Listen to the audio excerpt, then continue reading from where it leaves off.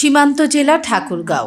আর এই জমিদার বাড়িটি ঠিক ভারত সীমান্তের কাছে হরিপুর উপজেলায়। 1400 শতকের দিকে এই হরিপুরের জমিদার ছিলেন একজন বিধবা মুসলিম মহিলা মেহেরুন্নেসা। কিন্তু জমিদার বাড়িটির ভিত্তিপ্রস্তর স্থাপন করেন সনাতন ধর্মের রাঘবেন্দ্র রায় চৌধুরী। মুসলিম বিধবা নারী জমিদারের জমিদারিতে কি করে রাঘবেন্দ্র রায় এই জমিদার বাড়ি বানালেন?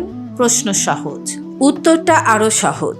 রাঘবেন্দ্র কিনে নিয়েছিলেন জমিদারি, কিন্তু রাঘবেন্দ্র এত বড় জমিদারি ছেড়ে ছুড়ে 47 সালে ভারত চলে গেলেন কেন? এই প্রশ্নের উত্তর অনেক জটিল এবং কঠিন, আবার খুব সহজও। আমি আজকের ভিডিওতে সেই প্রশ্নের উত্তর খোঁজার চেষ্টা করব। আর আমার আজকের ভিডিওতে আমি আপনাদের সাথে শেয়ার করব ঠাকুরগাঁও জেলার হরিপুর রাজবাড়ি বা জমিদার বাড়ির জমিদারদের ইতিহাস। আসসালামু আলাইকুম, আমি সোমা আফরোজ, আপনাদের স্বাগত জানাচ্ছি আমার আরেকটি নতুন ভিডিওতে। আমি এখন আছি ঠাকুরগাঁও জেলার হরিপুর উপজেলায়। এটি একটি ভগ্নপ্রায় রাজবাড়ি, যেটি নির্মিত হয়েছিল আজ থেকে প্রায় 200 বছর আগে। এই রাজবাড়ি বা জমিদার বাড়িটি যারা নির্মাণ করেছিলেন সেই জমিদারির ইতিহাস আরও অনেক পুরনো।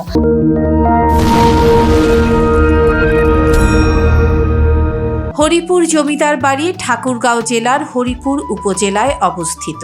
আমি দিনাজপুর শহর থেকে যাচ্ছি হরিপুর জমিদার বাড়ি। প্রায় 73 কিলোমিটার দূরত্ব পেরোতে 2.5 ঘন্টার মতো সময় লাগবে।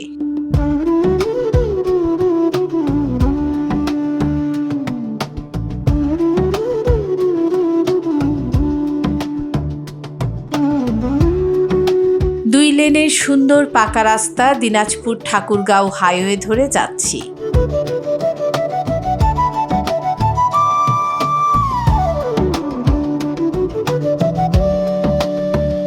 এই পুরো রাস্তাটি ভারত সীমান্তের কাছাকাছি। দেশ ভাগ হয়েছে আজ প্রায় 79 বছর হয়ে গেল, কিন্তু ভারত বাংলাদেশ সীমানাতে এলে ঘুরে বেড়ালে এত বছর আগের ঘটনাকে আজও জীবন্ত মনে হয়, আলোচনার জন্য প্রাসঙ্গিক মনে হয়। এর বড় কারণ হয়তো বাংলা ভাগ হয়ে যাওয়া, গ্রাম মাঠ ঘাট হাট ভাগ হয়ে যাওয়া। একই মাটি, একই আকাশ, একই ভাষা, একই সংস্কৃতি ভাগ হয়ে জনগোষ্ঠী শুধু আলাদা হয়েছে, আর সাথে ভাগ হয়েছে ভূমি।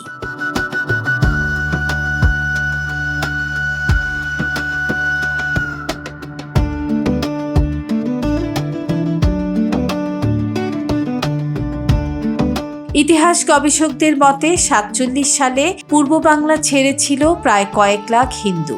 নির্দিষ্ট সংখ্যা বলতে পারে না কেউ, তবে আন্দাজ প্রায় 20 লাখ হিন্দু জনগোষ্ঠী, আর পশ্চিম বাংলা মানে ভারত থেকে এসেছিল প্রায় 7 লাখ মুসলিম। এই যে নিজের জন্মস্থান ভিটে মাটি ছেড়ে অন্য দেশে চলে যাওয়া, এটা কি সহজ ছিল? অবশ্যই না। প্রায় সবাই প্রাণের ভয়েই দেশ ছেড়েছে, জন্মভূমি ছেড়েছে। খুব ভাগ্যবানরা সম্পত্তি বাড়ি বিনিময় করতে পেরেছিল। বেশিরভাগ মানুষই স্থাবর সবকিছু ছেড়ে ছুড়ে চলে গেছে বা এসেছে।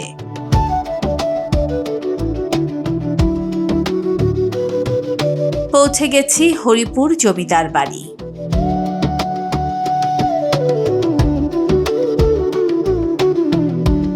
এটি হরিপুর জমিদার বাড়ির একটি অংশ, যেখানে এখন সংস্কার কাজ চলছে। এই যে জমিদার বাড়িটা কার জানেন? এটা বলতে পারবো না। বলতে পারবেন না? মুরব্বী পারবে? এই যে জমিদার বাড়ি যে ছিল, এটা কার, কোন রাজার? ধরে বলে শুনতে কম পাই। এই জমিদার বাড়ি কোন রাজার? রাজা কে ছিল, জমিদার কে ছিল? বুঝিয়ে দে তো, আমি এখন শুনি কম কানে। ও আচ্ছা, ঠিক আছে। রাজার নাম? রাজার নাম সেটা বলতে পারলাম না। রাজবাড়িটা কত দূর বললেন? এটা প্রায় অনেকটা জায়গা জুড়ে আছে। এদিক দিয়ে ওই আমবাড়ি করবুলা স্টেডিয়াম এই পর্যন্ত এটা জায়গা। কিন্তু এই রাজবাড়ির অংশ কোথায় কোথায় আছে? অংশ এখানে আছে, সামনে একটা আছে, সাইডে মন্দির আছে, আরেকটা আছে, টোটাল 3 ভাই। আমি এখন আছি ঠাকুরগাঁও জেলার হরিপুর রাজবাড়িতে। আসার বিষয় হচ্ছে এই হরিপুর রাজবাড়িটি সংস্কার করা হচ্ছে। এটা কি সরকারিভাবে সংস্কার হচ্ছে? বেশ কয়েকটি রাজবাড়ি বা জমিদার বাড়ি আমি দেখেছি, কিন্তু এখানে এই রাজবাড়িটি খুব সুন্দর করে সংস্কার করা হচ্ছে। প্রায় 200 বছরের পুরনো কিন্তু এই রাজবাড়িটি। সব দরজা জানালা লাগানো হয়েছে, বাইরে রং করা হয়েছে, ডিজাইনগুলো করা হয়েছে, আগের মতো করে যে কারুকাজ ছিল বাড়িতে সেগুলো সব করা হয়েছে। ঘনশ্যাম কুণ্ড নামক একজন বর্ণাঢ্য কাপড় ব্যবসায়ী ব্যবসা করতে হরিপুরে আসেন। সেই সময় মেহেরুন্নেসা নামে এক বিধবা মুসলিম মহিলা এই অঞ্চলের জমিদার ছিলেন। খাজনা অনাদায়ে পড়ার কারণে মেহেরুন্নেসার জমিদারির কিছু অংশ নিলাম হয়ে গেলে ঘনশ্যাম কুণ্ড সেটা কিনে নেন। ঘনশ্যামের ছেলে রাঘবেন্দ্র রায়চৌধুরী ঊনবিংশ শতাব্দীর মধ্যভাগে 1886 খ্রিস্টাব্দে হরিপুর জমিদার বাড়ির প্রথম স্থাপনা ফলক নির্মাণ করেন, কিন্তু তার সময়ে রাজবাড়ির সমস্ত কাজ শেষ হয়নি। রাঘবেন্দ্র রায়ের পুত্র যোগেন্দ্র নারায়ণ রায়চৌধুরী 1893 খ্রিস্টাব্দে রাজবাড়ির নির্মাণ কাজ শেষ করেন। 1900 সালের দিকে ঘনশ্যামের বংশধররা বিভক্ত হলে হরিপুর রাজবাড়িও দুটি আলাদা অংশে বিভক্ত হয়ে যায়। রাঘবেন্দ্র আর যোগেন্দ্র নারায়ণ রায় যে বাড়িটি তৈরি করেন তা বড় তরফের রাজবাড়ি নামে পরিচিত। এই রাজবাড়ির পশ্চিম দিকে নগেন্দ্র বিহারী রায়চৌধুরী ও গিরিজা বল্লভ রায়চৌধুরী আরেকটি রাজবাড়ি নির্মাণ করেন, যার নাম ছোট তরফের রাজবাড়ি। আমরা এখন আছি বড় তরফের রাজবাড়িতে। ছোট তরফের রাজবাড়িতে আমরা যাব। এই জমিদার বাড়ির আরেকটা পার্ট আছে কোথায় ভাই, এদিকে জানেন? কোন দিকে যেতে হবে? কোন দিক দিয়ে? এই রাস্তা দিয়ে না? কোন জায়গায়? এই রাস্তা দিয়ে যেতে হবে?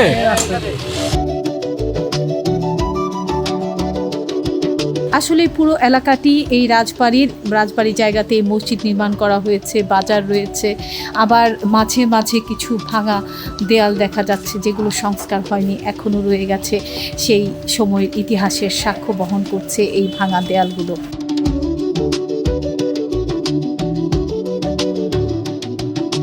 বেশ কিছু দূর হেঁটে এসে দেখলাম রাজবাড়ির একটি অংশ, যেখানে এখন লোকজন বসবাস করছে।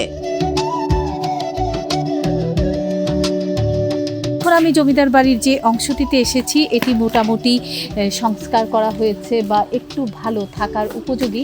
এখানে মানুষজন বসবাস করছে। বাড়িটা পুরানো হলেও দরজা জানালা রয়েছে, যে কারণে এই অংশটার পুরোটাতেই মানুষজন বাস করছে। ছোট তরফের রাজবাড়ি দেখতে আমাদের আরো একটু যেতে হবে। ওইটার ভিতরে যাওয়া যায়? আসেন, যাচ্ছে। হ্যাঁ, যাওয়া যাবে। কোন দিক দিয়ে? এদিক দিয়ে। জঙ্গল। জঙ্গল? আগে আমরা থাকতাম বসবাস করে, আচ্ছা। এখন এই যে থাকতে পারি না। এখন কি কেউ থাকে? না, মানুষ থাকে না। বিশাল এলাকা নিয়ে এই হরিপুর রাজবাড়িটি, এখানে এখন রাজবাড়ি একাংশে মানুষজন বসবাস করছে, কিছু অংশ একদম ধ্বংসপ্রাপ্ত হয়ে গেছে। এখন আমরা এরকমই একটি জায়গায় যাচ্ছি রাজবাড়ির, যে জায়গাটি একদম ধ্বংসপ্রাপ্ত মনে হচ্ছে।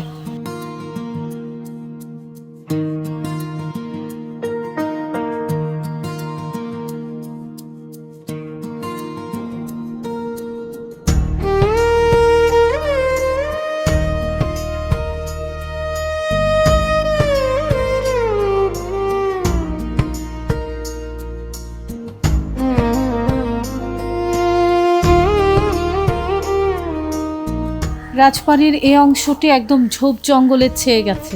বাংলাদেশের ঠাকুরগাঁও জেলার হরিপুর রাজবাড়িটি হরিপুরের কেন্দ্রস্থলেই অবস্থিত, কিন্তু এই রাজবাড়িটির খুবই ভগ্নদশা। এই রাজবাড়িটির পুরো জায়গা হচ্ছে 3 একর 27 শতক।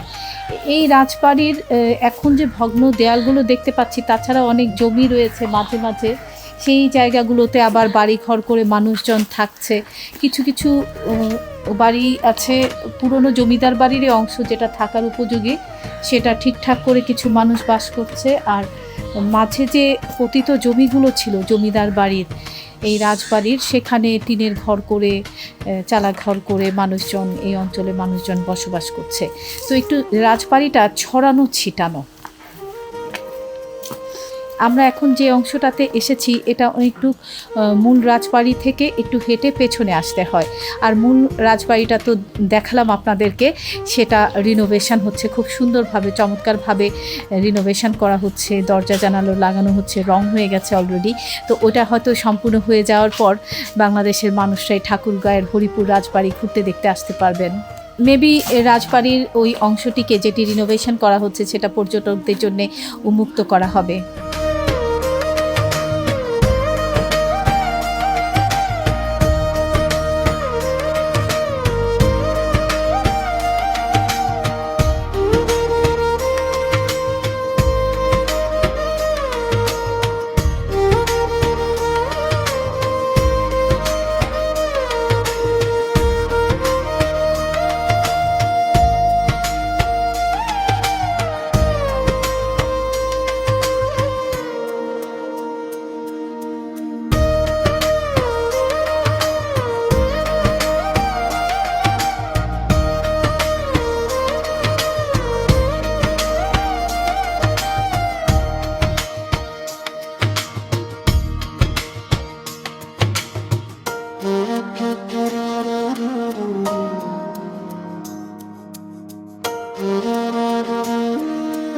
এই জমিদার বাড়ি যারা নির্মাণ করেছেন তাদের পূর্বপুরুষ কিন্তু জমিদার ছিলেন না। আনুমানিক 1400 খ্রিস্টাব্দে ঘনশ্যাম কুণ্ড নামক এক ব্যক্তি, যিনি ছিলেন অ্যান্ডি কাপড়ের ব্যবসায়ী, তিনি ব্যবসা করতে আসেন এই হরিপুর অঞ্চলে। সেই সময় মেহরুন্নেসা নামে একজন মুসলিম বিধবা মহিলা ছিলেন এই অঞ্চলের জমিদার। খাজনা অনাদায় হওয়ার কারণে মেহরুন্নেসার এই জমিদারির কিছু অংশ নিলামে উঠে গেলে ঘনশ্যাম কুণ্ড সেটি কিনে নেন এবং এভাবে ঘনশ্যাম কুণ্ড এই হরিপুরের জমিদারির পত্তন করে।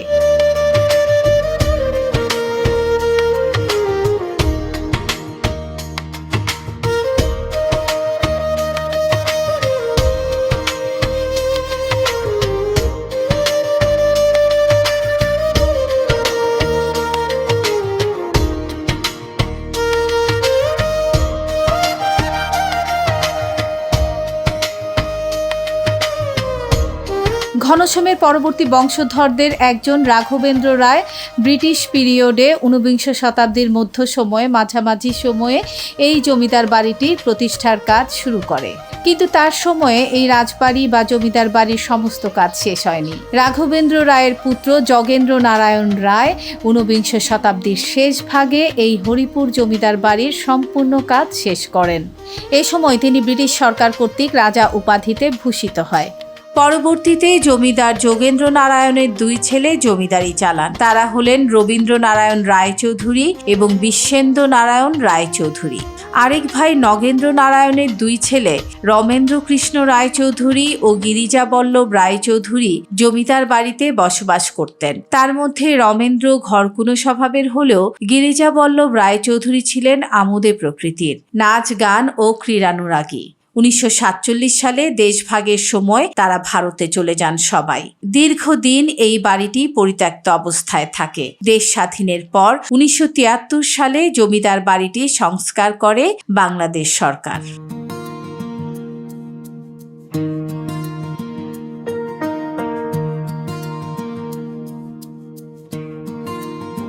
এক সময় যোগেন্দ্র নারায়ণ রায়ের এই রাজবাড়িতে অনেক কিছু ছিল।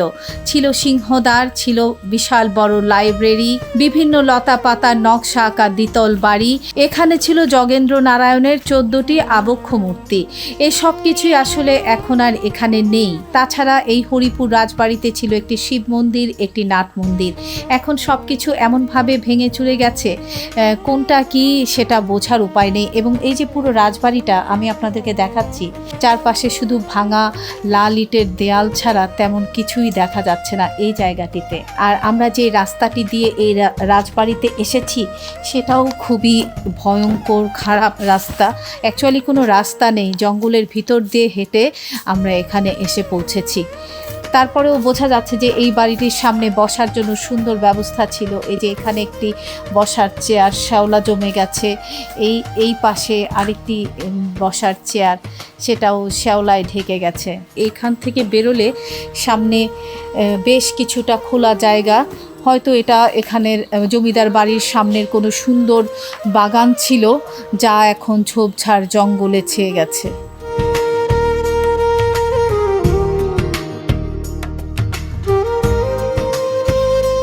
ঠাকুরগাঁওয়ের হরিপুর জমিদার বাড়ি এলাকা থেকে আমার আজকের এই ভিডিও এখানেই শেষ করছি। ভিডিওটি ভালো লাগলে লাইক কমেন্ট শেয়ার করতে ভুলবেন না। যারা আমার চ্যানেলটি সাবস্ক্রাইব করেছেন তাদেরকে অনেক অনেক ধন্যবাদ, আর যারা এখনও আমার চ্যানেলটি সাবস্ক্রাইব করেননি তাদেরকে অনুরোধ জানাচ্ছি প্লিজ আমার চ্যানেলটি সাবস্ক্রাইব করুন, বেল বাটন প্রেস করে রাখুন যেন নোটিফিকেশান পাওয়ার সাথে সাথে ভিডিও দেখতে পারেন। আর কমেন্ট করে জানাবেন কেমন লাগলো আপনাদের আজকের এই হরিপুর জমিদারের ইতিহাস জেনে। সবাই ভালো থাকবেন, সুস্থ থাকবেন, খোদা হাফেজ।